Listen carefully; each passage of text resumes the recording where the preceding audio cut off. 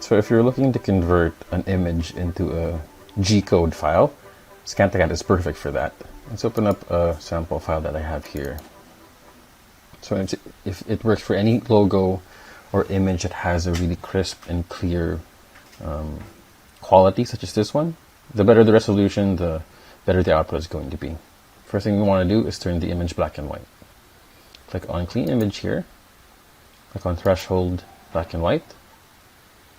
You can also edit the threshold here to get a better result, but in this case it's already a pretty clear image, so you don't need to mess with the default settings. Just click on OK. After you turn to black and white, just click on Convert Raster Image here. In this case, since we want to convert this into a G-code file, I'm going to click on Outline. Click on Run. You can tweak the vector definition slider here to get a better result depending on what it is that you want to get.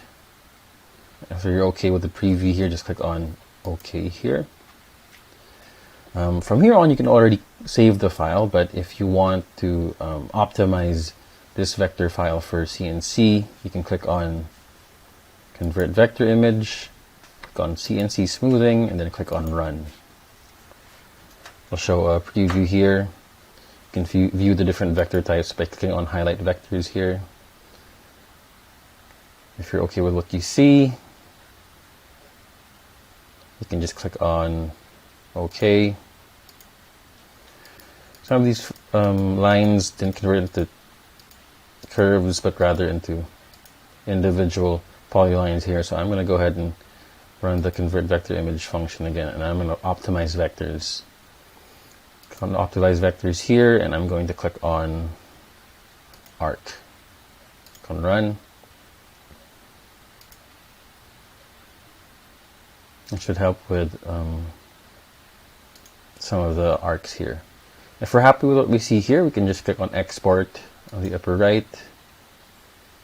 Click on the drop down here, and you have 3 G-code formats that you can choose from: .cnc, .nc, or .tap.